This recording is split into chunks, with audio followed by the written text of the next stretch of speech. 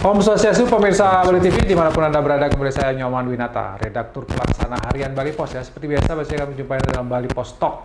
Nah, kali ini saya akan mengangkat topik yang lagi hangat dan lagi ini berkaitan dengan kepariwisataan Bali dan ancaman di KUHP, terutama tentang ancaman hukuman yang seks di luar nikah, hubungan di luar nikah, dan juga mungkin ada perzinahan. Nah, ini yang jadi persoalan yang cukup ternyata ini menjadi informasi yang membuat beberapa atau banyak juga wisatawan Australia ini hoax atau bukan. Nah, kita akan cek dengan Pak Wayan Puspanegara, beliau tokoh masyarakat di bagian pelaku pariwisata juga, dan ternyata juga memiliki banyak teman di Australia yang terus memantau informasi ini. Kita sapa dulu narasumber kita, Om Swastiastu Pak Wayan. Swastiastu Pak Man. Gimana kan? Sehat ya? Kabar baik, sehat. Semoga Pak Man juga sehat. Bali TV juga sehat semuanya, dan pemirsa tentunya. Dan kita melihat ini menjadi isu yang cukup marak, walaupun Pak Gubernur sudah memberikan pernyataan bahwa ini tidak akan berpengaruh. Tapi Pak Yan mungkin dengan teman-teman Australia, apa tanggapan mereka tentang pengesahan KUHP? Ya, kita ada dua tanggapan ya, sebelum ada rilisnya Pak Gubernur dan setelah rilis dari Pak Gubernur. Jadi sebelum rilis dari Pak Gubernur ya memang dunia media internasional sangat heboh, terutama di kawasan Australia, New Zealand, Amerika Serikat, Singapura, dan juga di England. Ini beritanya terus diputar-putar karena judulnya Bong Ban in Bali. Bong Ban in Bali, artinya terjadi masalah pembatasan kebebasan dan pelanggaran hak asasi manusia, kurang lebih seperti itu. Kita juga mendengar banyak berita-berita di beberapa negara, termasuk berita tentang Perserikatan Bangsa-Bangsa tentang pengesahan RKUHP ini. Bahwa berita yang dapat saya baca itu jelas di situ menyebutkan bahwa Perserikatan Bangsa-Bangsa menegur DPR RI atas pengesahan RKUHP ini karena dipandang yang pertama itu adalah bertentangan dengan kebebasan dasar kemanusiaan, yang kedua pelanggaran hak asasi manusia, dan yang ketiga adalah diskriminatif. Ya, jadi tiga hal itu dimunculkan dalam media ya, dalam berita oleh PBB. Tapi kemudian kita melihat media Australia gitu ya. Media Australia yang diluncurkan oleh Channel 9 News dan juga First News Channel 10 gitu. Di situ jelas menyatakan bahwa Bong Ban in Bali, will you still travel to Bali? Itu pertanyaannya. Dan dibuat polling. Ini yang membuat saya kaget ketika melihat pollingnya. Pollingnya itu dari pertanyaan, will you still travel to Bali after news of the Bong Ban? Kan itu pertanyaannya. Nah, masihkah Anda akan berkunjung ke Bali setelah adanya kasus atau adanya berita tentang perzinahan yang dilarang di Bali? Itu 27% menyatakan yes. Yes untuk berkunjung ke Bali. Artinya ke Bali di akhir tahun ini, karena dia buat polling untuk akhir tahun ini. Tapi 73% itu menyatakan no. Artinya mereka tidak mau datang ke Bali. Saya menjadi tidak puas. Jadi saya mencoba berkoresponden dengan teman-teman di Australia gitu. Tapi kemudian Pak Gubernur cepat mengambil tindakan. Jadi Pak Gubernur sudah mengeluarkan rilis bahwa yang pasti isinya rilisnya Pak Gubernur, Bali tetap aman dan nyaman untuk dikunjungi karena memang tidak mungkin ada penggerebekan seperti yang dipikirkan. Yang kedua, Bali tidak mungkin juga akan melakukan, kalau di sektor pariwisata ya, terutama di sektor akomodasi, tidak akan mungkin membaca akte otentik dari wisatawan. Membaca saja tidak, apalagi melihat gitu, apalagi memeriksa. Apalagi meminta. Nah, artinya karena memang di sektor pariwisata itu bukan etikanya kita menanyakan hak-hak privasi dari customer. Karena di Bali ini kalau kita dari sejak dulu sudah bergelut di sektor pariwisata, hak privasi itu berada di atas segalanya. Dengan dasar, tapi ada dasarnya, berdasarkan kultur yang kita punya. Jadi artinya hak dasar privasi orang itu kita sesuaikan di Bali berdasarkan kultur yang kita punya. Artinya kita paling sebatas how are you? Dan itu apa kabarmu? Selamat pagi, selamat siang, sampai di situ. Kalau dia check in, reservasi paling kita kalau domestik kartu tanda penduduk. Kalau dia warga negara asing, paspor, cukup sampai di situ. Karena kita tidak akan pernah menanyakan apakah Anda sudah kawin atau menikah atau punya pacar. Kan tidak mungkin, itu tidak apakah etikanya. Ada pasangan atau bukan? Ya, Ditanya. karena memang etika di pariwisata itu jelas. Etikanya adalah privasi itu tetap dihargai sebagai sebuah hak dasar kebebasan manusia. Nah, itulah yang sebabnya PBB menegur kan gitu. Nah, dan itu sudah berlangsung normal-normal aja sampai sekarang. Dan kami sebagai pelaku meyakinkan bahwa siapapun dia, baik mancanegara maupun domestik, ketika masuk ke Bali kemudian memasuki proses reservasi juga dijamin tidak akan pernah ditanyakan hal-hal pribadi. Ya, jadi karena memang itu etosnya. Kenapa pariwisata Bali bisa tumbuh dan berkembang? Kan ini menyangkut behavior kita sebagai host. Bahwa kita memiliki pertama itu faktor kekuatan servis yang berbasis budaya. Berbasis budaya ini artinya itulah penghargaan akan hak-hak dasar manusia itu ada di situ. Nah, dan itu jaminan. Dan Pak Gubernur juga dalam rilisnya menyampaikan hal itu. Kita tidak akan menyentuh hak-hak privasi orang per orang. Nah, sehingga ya reservasi ya berjalan normal seperti dulu-dulu sebelum RKUHP ini disahkan. Dan kita juga jelas kalau kita kan pasti cermati ke RKUHP ini. Kan dia akan berlaku 3 tahun kemudian setelah dinyatakan disahkan. Nah, berarti kan diperkirakan akan berlaku kurang lebih tahun 2026 ya, 2025. Nah, tapi kehebohan di media internasional ini masih berlangsung sampai sekarang. Jadi dari hasil polling itu masih bergerak terus beritanya, bahkan pertanyaan wisatawan itu menanyakan bagaimana keadaan Bali kan gitu. Apakah seperti yang diberitakan di media kami gitu. Karena prinsip dari wisatawan itu adalah mereka trust atau percaya sama media di negaranya atau government-nya.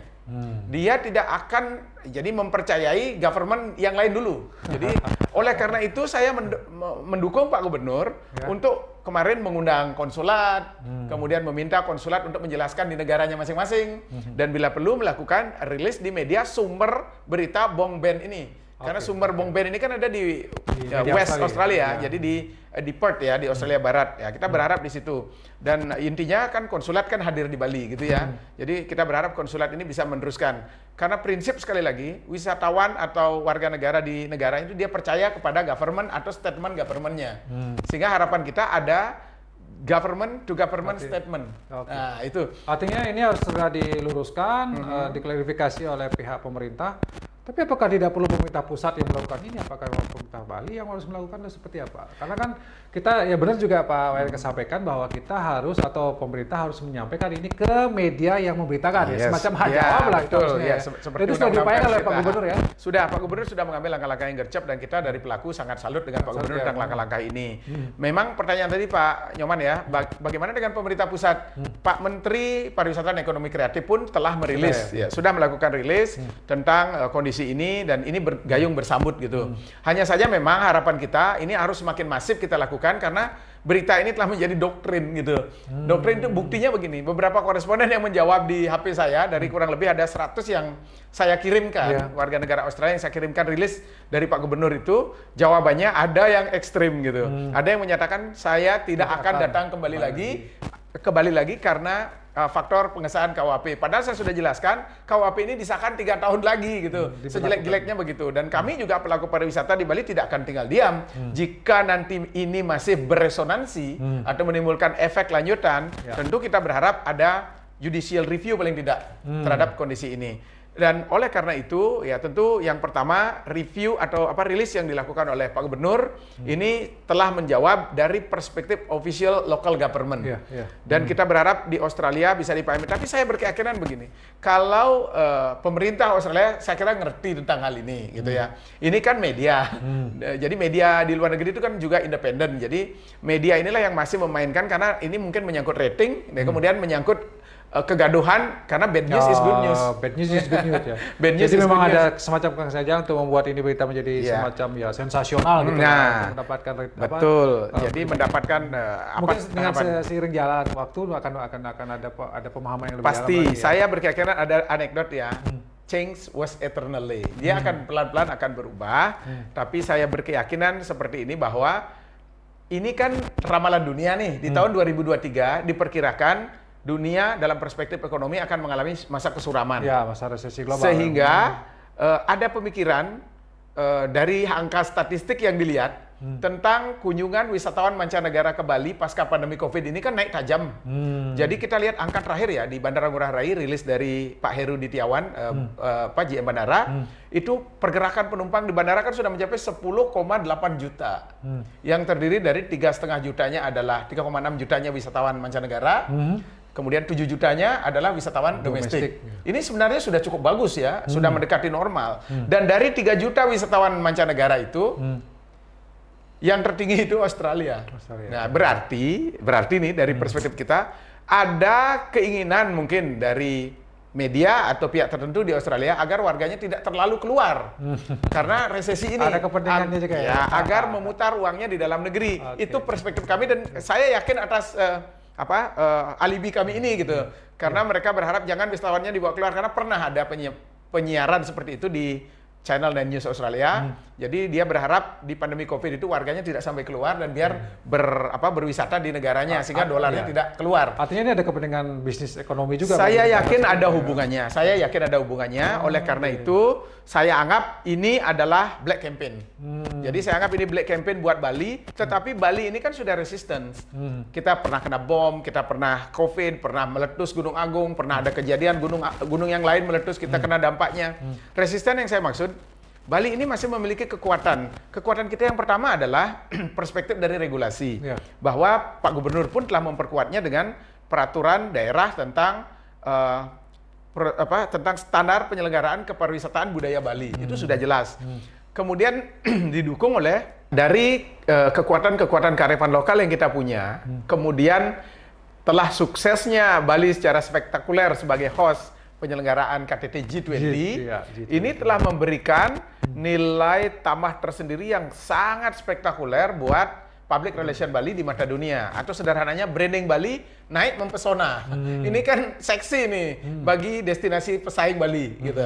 Nah, ketika Bali memiliki public relation yang luar biasa mempesona ini didukung oleh beberapa predikat-predikat yang melekat di Bali di tengah pandemi COVID dan terakhir ini ya di bulan September ya, Bali kan dinobatkan, di bulan Agustus, Bali dinobatkan sebagai World Best Happiness Holidays Destination. Paling membahagiakan. Nah, jadi destinasi yang memberikan kebahagiaan di seluruh dunia, hanya ada di Bali. Nah, jadi pariwisata itu hubungannya kan hanya 3, happiness, enjoyable, dan comfortable. Jadi kebahagiaan itu memegang peranan penting. Selama wisatawan bisa bahagia sampai di Bali, saya kira Bali akan masih tetap dikunjungi. Dengan catatan, kita sebagai pelaku pariwisata, sebagai stakeholders ya, memperkuat public relation ini bahwa situasi Bali masih aman, nyaman, dan membahagiakan buat wisatawan. Sehingga tidak ada kata ragu. There is no hesitate bagi wisatawan untuk datang dan berkunjung ke Bali karena tidak akan ada pemeriksaan secara spesifik.